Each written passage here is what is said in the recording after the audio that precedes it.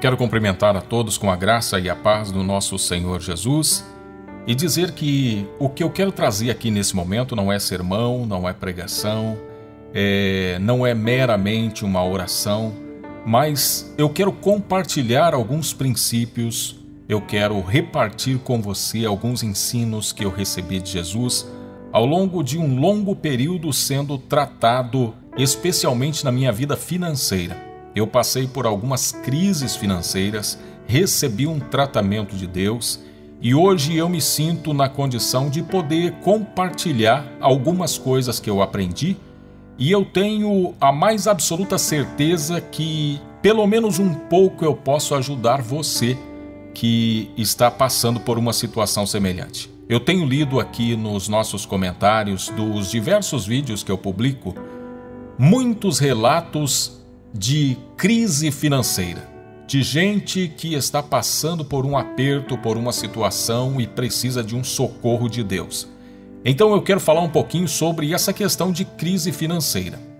E eu quero pontuar algumas coisas e eu desejo muito que com a força do Espírito Santo, no poder do nome poderoso e santo de Jesus, isso que eu vou falar aqui possa te ajudar de alguma forma. Primeira coisa, diante de uma crise financeira, nós precisamos saber e nos lembrar que esquentar a cabeça e se encher de remorso e ficar procurando culpados para essa crise, para essa situação, só vai piorar as coisas. No mínimo, você vai com isso gerar discussões desnecessárias. Essas discussões podem gerar divisões e também podem trazer traumas. Então, a primeira coisa diante de uma crise, nós precisamos nos lembrar que esquentação de cabeça não vai pagar conta, não vai resolver a situação. Ficar se enchendo de remorso, pensando, por que eu não fiz assim, que eu fiz assado, por que eu fiz assim? Esse tipo de situação só vai piorar as coisas. Se você está diante de uma crise, tudo que você não precisa é entrar num desequilíbrio emocional. Porque se estando equilibrado, com a cabeça no lugar, já não é fácil resolver uma situação, imagine você desequilibrado, desequilibrada, tá? Então risque de diante de você, esquentação de cabeça, se encher de remorso e ficar procurando culpados. Agora não é hora de procurar culpados. Agora é hora de buscar solução. A segunda coisa que eu preciso dizer é, diante de uma crise, não fique espiritualizando tudo.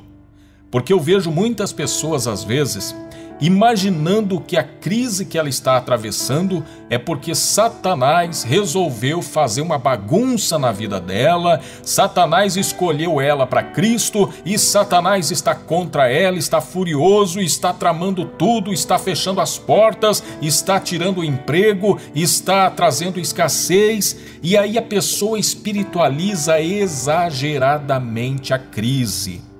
Ou quando ela não espiritualiza exageradamente, ela entra numa neura de imaginar que essa crise, essa situação que ela está enfrentando é uma vingança por ela ter se desequilibrado aqui ou ter feito uma coisa ali, e ela fica às vezes remoendo uma culpa que às vezes não existe. Às vezes a crise chegou porque o país atravessa uma crise.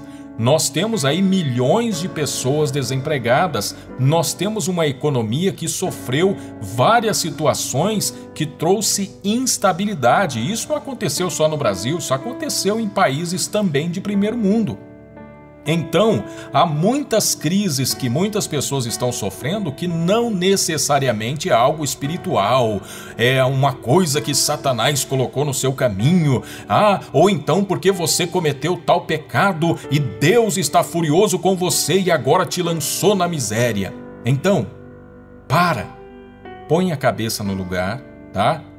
Entenda que muitas das crises existem. Por quê? Porque o país atravessa uma crise, o mundo passa por uma crise e nós não estamos isentos de serem atingidos por isso. Tem uma situação em que Jesus está falando aos seus discípulos que ele pergunta assim: vocês imaginam que aqueles sobre os quais desabou a torre de Siloé eram mais pecadores do que os outros? Eu vos digo que não. Então Jesus está querendo dizer que há algumas adversidades que vêm para todos.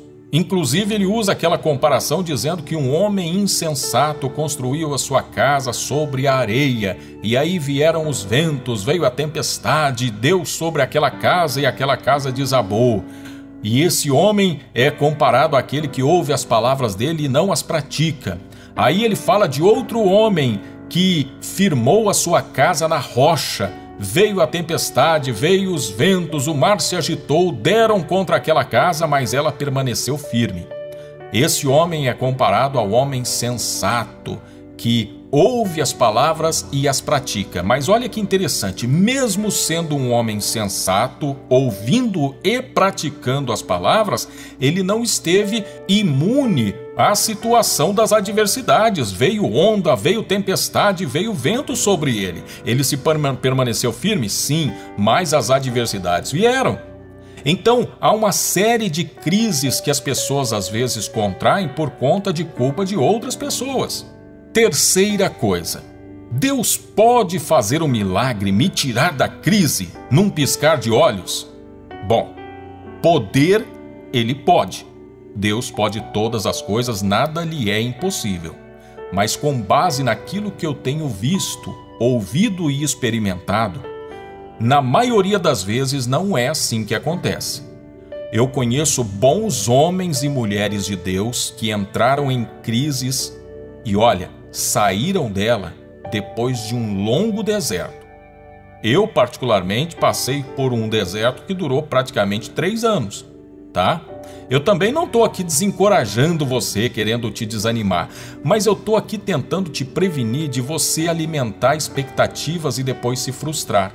Porque em alguns lugares tem pessoas que pregam que se você está numa crise, numa pindaíba danada, você precisa fazer prova com Deus. Você traz o pouco do recurso que você tem, porque Deus vai multiplicar a 30, 60 e até 100 por 1. E aí tem pessoas que às vezes estão com um dinheirinho que só dá para pagar a conta de luz que já está vencida ou a conta de água que está vencida. Imagina que se levar aquele dinheiro lá vai acontecer uma mágica e aquele dinheiro vai se transformar num título de capitalização gospel. Você entrega 10 e recebe de volta 1000.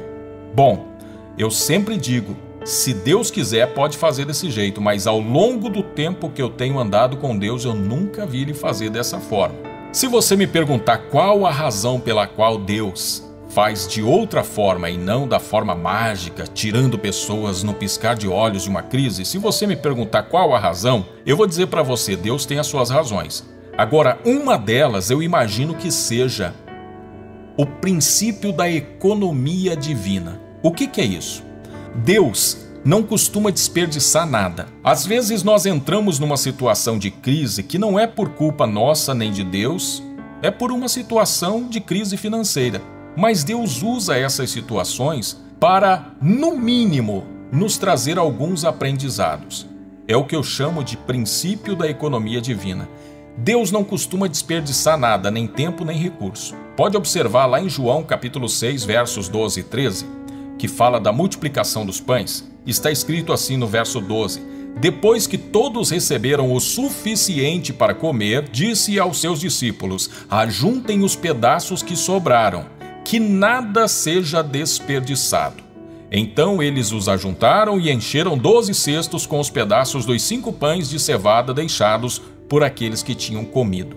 Então, na maioria das vezes não é Deus que provoca uma crise para nós. Às vezes nós mesmos é que entramos nela. Mas Deus usa essa crise para nos ensinar e também nos preparar para algo maior. Terceira coisa, Deus não faz nada sozinho. Embora Ele tenha todo o poder e capacidade para fazer, mas Ele não faz nada sozinho. Como disse, é o princípio da economia divina. Se Deus pode usar os seus recursos, se Deus pode usar a sua força, a sua capacidade, por que é que Deus vai desprezar aquele que Ele mesmo criou? Foi Deus que te criou e Deus te deu capacitação. Então Deus não vai desprezar a sua capacidade de você também aprender, de você também ajudar a sair dessa crise, ajudar você mesmo a sair dessa crise. Foi por isso que ele enviou o Espírito Santo. Em João capítulo 14, verso 26, o Espírito Santo, ele é chamado, em algumas traduções, de o Conselheiro. Em outras Bíblias vai aparecer, essa mesma palavra conselheiro aparece como advogado. Em outras vai aparecer como auxiliador. Em outras, como ajudador. Eu gosto dessa expressão ajudador porque me passa a imagem de alguém que vem para nos ajudar a algo que a gente já começou a fazer. Vamos imaginar que você tem um piano pesado para carregar. Então você pega numa ponta, o Espírito Santo vem e pega na outra ponta e te ajuda a caminhar, te ajuda a carregar aquele peso. Então, Deus, ele trabalha dessa forma. Ele nos ajuda quando nós tomamos a iniciativa. Nesse processo, é preciso tomar cuidado com algumas ciladas pelo caminho. Quando a gente está querendo sair de uma crise financeira, a gente precisa ficar atento, porque muitas vezes a gente pode tropeçar em algumas armadilhas. Armadilhas essas que às vezes sim são orquestradas, preparadas pelo inimigo. Então, diante de uma crise, cuidado com promessas de ganho fácil. Porque tente imaginar aquelas pessoas que estão de repente num cassino jogando e já perderam muito. Quanto mais ela perde, mais vulnerável ela se torna, e ela tem a tendência de ficar cega e fazer coisas que ela não faria se estivesse no seu perfeito juízo. Diante da crise, muitas vezes a gente fica assim também.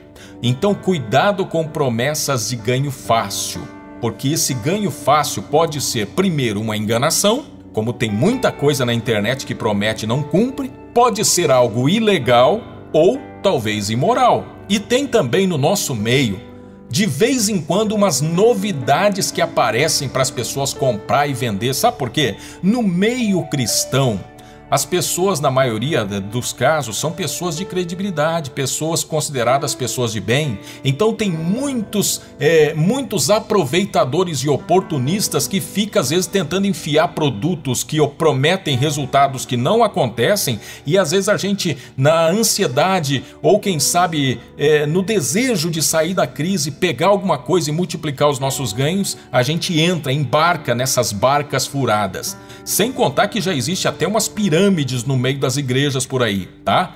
Procure se informar sobre o que é o esquema de pirâmide que tem na internet, tá? São, em resumo, coisas que uns ganham muito, só que para esses ganharem muito, uma centena de outros tem que perder muito, tá? É mais ou menos igual a loteria. Eu quero também falar para você tomar cuidado com desabafos precipitados com pessoas erradas. Muitas das vezes, a gente passando por uma crise terrível às vezes, né, que está inclusive prejudicando os relacionamentos e tal, às vezes a gente tem aquela necessidade de desabafar, e às vezes a gente desabafa na hora errada com pessoas erradas. E aí sabe o que acontece? Você perde o seu tempo e às vezes ganha mais problemas ainda. Um dos problemas que a gente ganha às vezes são frustrações e decepções. Algumas legítimas, outras ilegítimas.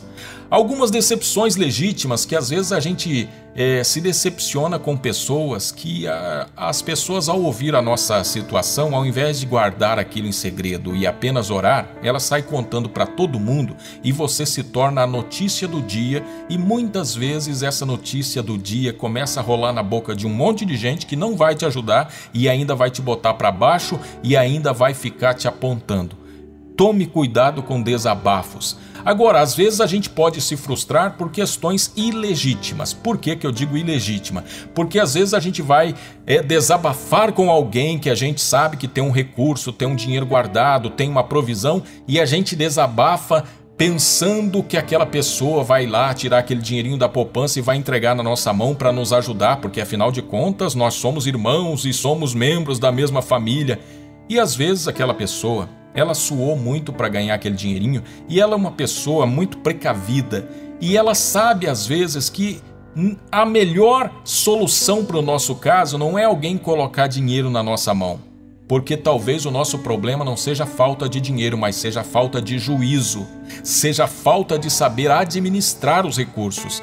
E a gente fica naquela expectativa pensando, poxa, bem que fulano poderia me dar aquele dinheiro e me ajudar. E a pessoa não vai fazer isso, talvez porque ela tem um equilíbrio que eu e você não tínhamos na época da crise. E aí a pessoa não vai nos ajudar e a gente vai ficar frustrado. Só que de forma ilegítima, porque não é porque a gente foi irresponsável com os nossos recursos que outros têm que ser também só para nos ajudar. Eu quero falar também sobre a questão do tratamento na crise. Sabe, a crise é uma oportunidade para Deus nos ensinar a administrar bem os recursos. Falando em recursos, Jesus usa uma parábola falando do administrador infiel que está lá em Lucas. No capítulo 16, no verso 12, ele diz assim: assim, se vocês não forem dignos de confiança em lidar com as riquezas deste mundo ímpio, quem lhes confiará as verdadeiras riquezas? Aqui Jesus está nos convidando a uma reflexão, porque às vezes nós não sabemos lidar com as riquezas terrenas, e Deus, Ele quer colocar nas nossas mãos riquezas celestiais, mas só pode fazer isso depois que a gente aprender a administrar aquilo que é corruptível. A gente não sabe nem administrar bem o nosso dinheiro, como é que vai administrar os dons, as coisas maiores que Deus tem para nos dar?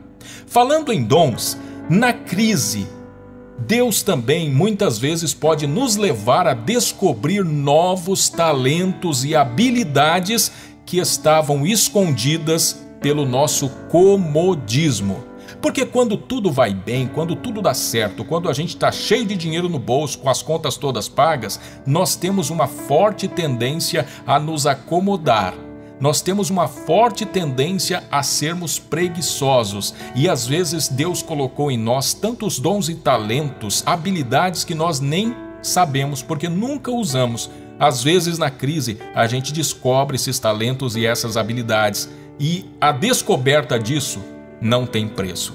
A crise também pode ser um instrumento de Deus para tratar alguns desvios de caráter que, se não for a crise, eles podem simplesmente aflorar em nós e aí fica mais difícil de tratá-los. Que desvio de caráter pode ser esse? Arrogância, prepotência. São alguns desvios de caráter que se manifestam facilmente nas pessoas que têm a vida muito certinha, que tem bastante dinheiro, que não precisa de ninguém, que não precisa nem ser educada, sabe? Aquela pessoa que pode pagar tudo. Então, essas pessoas muitas vezes são arrogantes e prepotentes e só vão aprender a não ser assim quando são levadas a um fracasso, a uma falência, a uma crise financeira. E ali Deus também pode fazer com que nós não venhamos desenvolver em nós um pecado que às vezes ele é até tolerado por muitos e considerado pequeno, mas não é. Sabe que pecado é esse?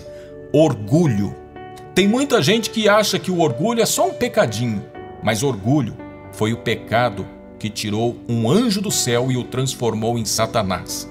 O orgulho foi o pecado do diabo, que queria ser maior ou se assentar acima do Altíssimo.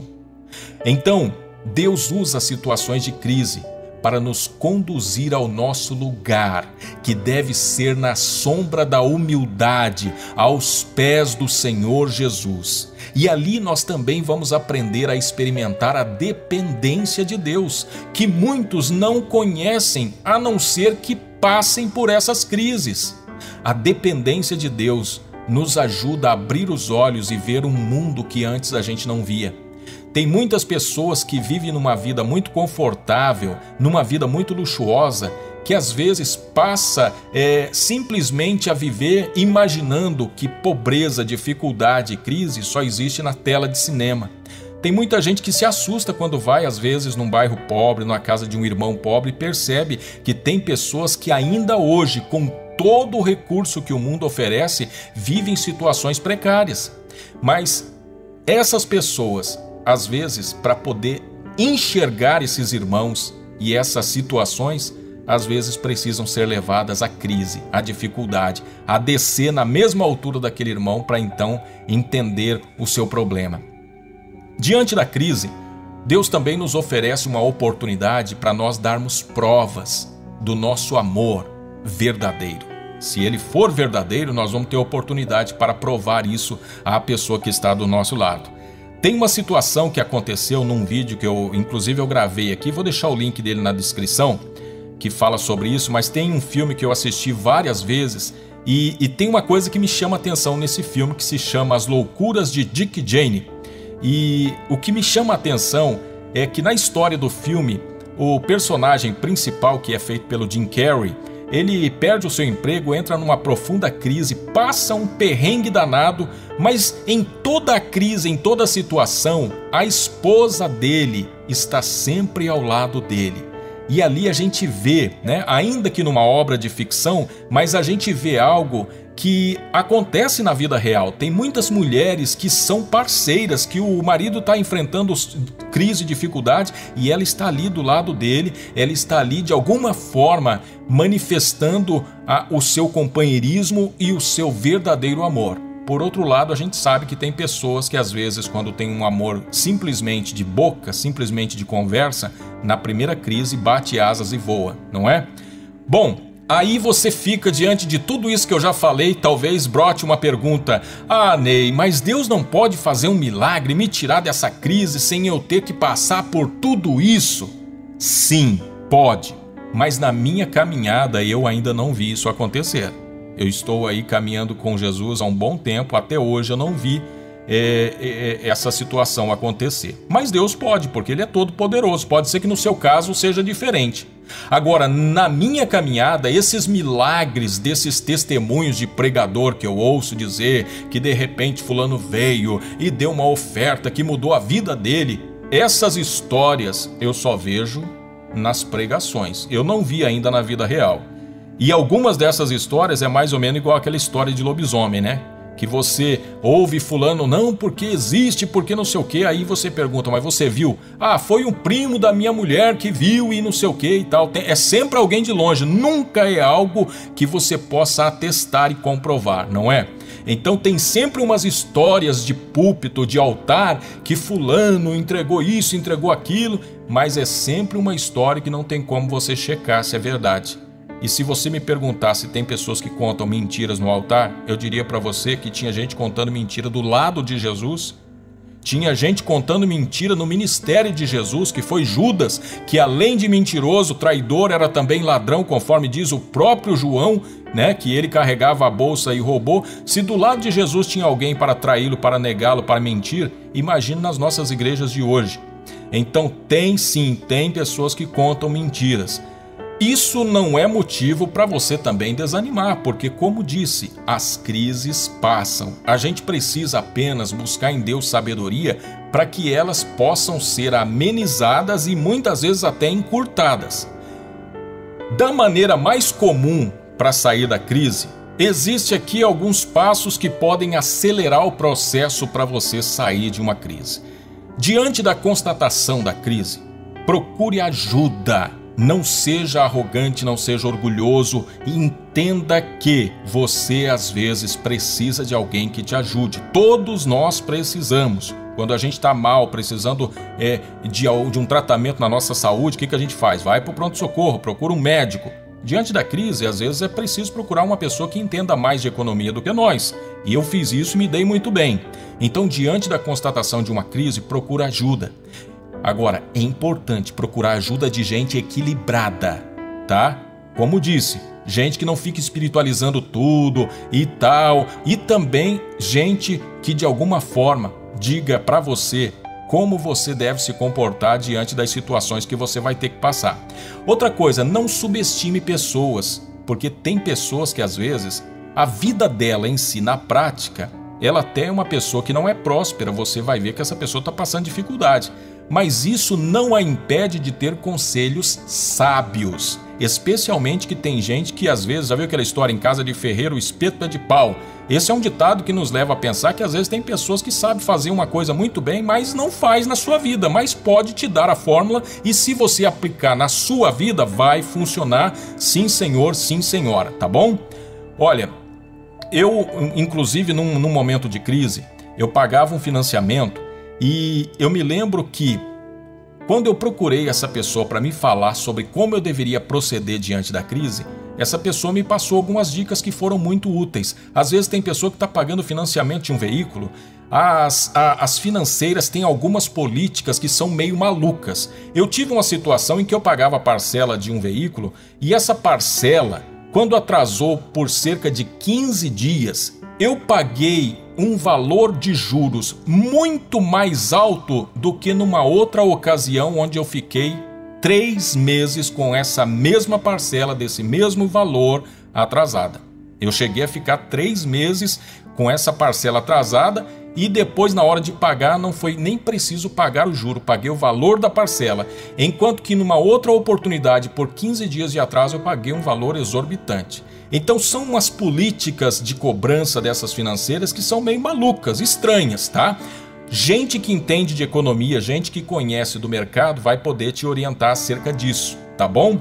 Então, procure uma pessoa que possa te ajudar. Lembre-se, diante da crise, às vezes, é preciso cortar gastos, se readequar. E há uma diferença entre conforto e luxo. Tem gente que não sabe essa diferença. Tem coisas que ela acha que precisa para o seu conforto, mas na verdade é luxo. Ela pode encontrar conforto por um valor menor, né? Tem diferença entre precisão e ostentação, tá? Então, às vezes, é preciso cortar alguns gastos e se readequar. Procure também fortalecer os vínculos, pois, no fundo, é isso que mais importa. Às vezes, na correria do dia a dia, na ânsia para conseguir conforto, condições para oferecer uma vida melhor para a nossa família, a gente acaba se esquecendo que a família é mais importante que os recursos. Tem gente que às vezes está se matando para conseguir recursos para depois oferecer uma família que ele já não vai ter mais. Por quê? Porque diante dessa correria ele perdeu a família. Então a gente precisa sempre nos lembrar que o mais importante é a gente estar junto. Os vínculos são mais importantes. Então, diante de uma crise, fortalecer os vínculos é mais importante do que adquirir recursos para sair da crise. Não despreze as sementes, preste atenção nisso, não despreze as sementes. Lembra-se da multiplicação dos pães? Jesus tinha em mãos 5 pães e 2 peixes e com isso ele alimentou mais de 5.000 pessoas. E eu estou dizendo isso porque teve uma oportunidade que um irmão me chamou para fazer um trabalho e eu estava enfrentando uma crise financeira. Aquele trabalho eu iria ganhar com ele só R$50. Então eu falei, e R$50 não vai mudar a minha situação, não vai melhorar a minha sorte. E eu até acabei refugando aquele trabalho e acabei não indo atrás. Mas o irmão, que é muito abençoado, ele insistiu até me levar ao local daquele trabalho de apenas R$50. Eu fiz uma gravação por R$50, aquela pessoa que recebeu a gravação mostrou para um monte de gente e eu vou dizer para você que a partir daquilo ali eu ganhei alguns milhares de reais depois daqueles 50. Por quê? Porque era uma semente. Deus multiplicou e eu passei a ter sempre gravações de muitas pessoas pela indicação daquela primeira pessoa que era só R$50, tá? Então não despreze as sementes, porque tem pessoas que diante de uma crise ficam esperando vir um anjo e preencher um cheque de R$1 milhão para poder mudar a sorte dele. Se aparecer alguém no portão oferecendo um pequeno trabalho, alguma coisa que seja um valor pequeno, ele despreza, não vai atrás. Tome cuidado, não despreze as sementes. Esteja atento aos sinais, porque às vezes Deus pode estar nos indicando novos rumos que podem inclusive nos levar a lugares maiores. Sabe aquela pessoa que de repente ganhou a vida vendendo peixe? Só que ele só sabia vender peixe. Aí ele entrou numa crise e ficou a vida toda procurando um outro lugar onde ele pudesse vender peixe. Deus estava convidando ele para vender carros. Aí até que caiu a ficha, ele falou, eu vou tentar vender carros. Foi vender carros e passou a ter uma vida muito melhor do que quando vendia peixe. Só que a pessoa tem que ter atenção, senão você fica focado só em uma coisa, imaginando que Deus só pode te abençoar por aquele meio, e não. Deus pode estar abrindo outras portas, outros horizontes na sua vida. Fique atento aos sinais. E lembre-se de uma coisa que, se você esquecer de tudo e se lembrar dessa, essa aqui pode te salvar. Não desanime de orar e buscar em Deus as estratégias. Para tudo que você fizer, peça orientação a Deus, tá? Para tudo que você for fazer, peça orientação a Deus. E lembre-se que cada um tem sua história. Como te disse, às vezes a tua crise não precisa durar 3 anos como durou a minha, pode durar 6 meses, pode durar 3 meses. Cada um tem uma história. Tem pessoas que entrou numa crise e precisou vender tudo que tinha. Eu fui orientado a vender um veículo que eu tinha e era tudo que eu tinha. Falei, meu Deus, eu não tenho condição de vender esse veículo agora. Acabei ficando com ele, Deus me deu condição de continuar com ele, terminar, passei pela crise e consegui conservar aquilo. Mas tem outras pessoas que talvez precisam vender, tá? É importante você saber também se aquilo que você tem é só um bem ou é um ídolo na sua vida. No meu caso, o veículo que eu tinha não era um ídolo.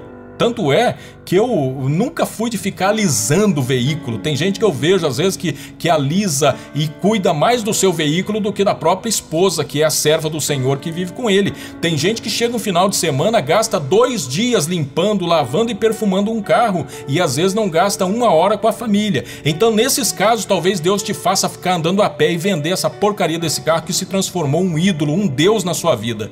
Mas no meu caso, graças a Deus, não é o meu caso, que eu nunca idolatrei essas coisas, sabe? Eu até desprezo, às vezes até cuido mal, às vezes até acabo pecando por isso, que eu nunca fiquei dando muita bola para ficar alisando bens materiais, tá? Mas às vezes tem pessoas que precisam se desfazer daquilo, porque às vezes aquilo é um ídolo na vida dela. Eu quero agora fazer uma oração com você e no final dessa oração eu vou te dar uma palavra de Deus, que eu quero que você grave essa palavra, porque aquilo que aconteceu na minha vida eu quero que aconteça na tua vida. E na minha vida essa palavra que eu vou trazer depois da oração, ela está se cumprindo e eu estou maravilhado com aquilo que Deus está fazendo. Mas antes eu quero orar com você.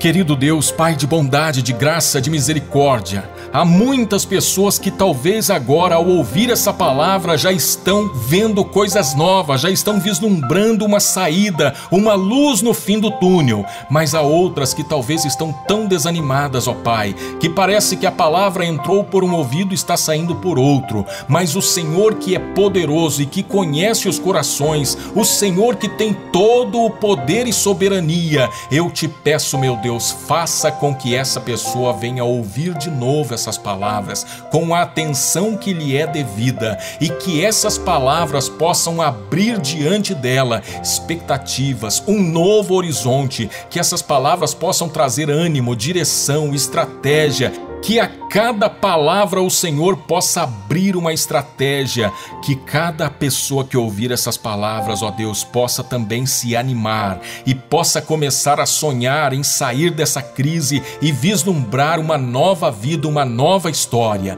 Meu Deus, em nome de Jesus Cristo, que o Senhor possa abrir portas, que o Senhor possa providenciar recursos, que o Senhor possa destravar causas na justiça, que o Senhor possa dar ganho de causa, vitória, que o Senhor possa enviar recursos, que o Senhor possa enviar anjos até essas pessoas, que o Senhor possa abrir os olhos delas para que elas possam vislumbrar oportunidades onde antes não enxergavam, que o Senhor possa dar estratégias a elas, que o Senhor possa visitá-las e trazer orientação e direção para cada atitude, para cada ato. Meu Deus, em nome de Jesus, eu também peço restauração nos relacionamentos que sofreram traumas diante dessa crise, que o Senhor possa, Pai querido, fazer com que eles possam se perdoar um ao outro e que eles possam fortalecer os vínculos de união, que possa haver restauração e união nessa vida, nessa família, para que assim eles possam, ó Pai, enfrentar a crise e sair dela muito, muito, muito melhores do que entraram. Meu Deus, que o Senhor possa operar na vida dessas pessoas que me ouviram, essa palavra que o Senhor tem feito se cumprir na minha vida. Meu Deus, eu te peço em nome de Jesus que o Senhor faça se cumprir na vida de cada pessoa essa palavra que eu quero liberar agora para a honra e glória do Senhor Jesus.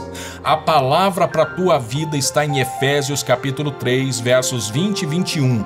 Ora, aquele que é poderoso para fazer infinitamente mais do que tudo o quanto pedimos ou pensamos, conforme o seu poder que opera em nós. A ele seja a glória na igreja e em Cristo Jesus por todas as gerações, para todo o sempre. Amém. que essa palavra se cumpra na tua vida e você haverá de testemunhar que Deus te levou a um lugar muito mais alto e próspero a partir do momento em que você reconheceu que Ele pode e que Ele faz para a honra e glória do Senhor Jesus.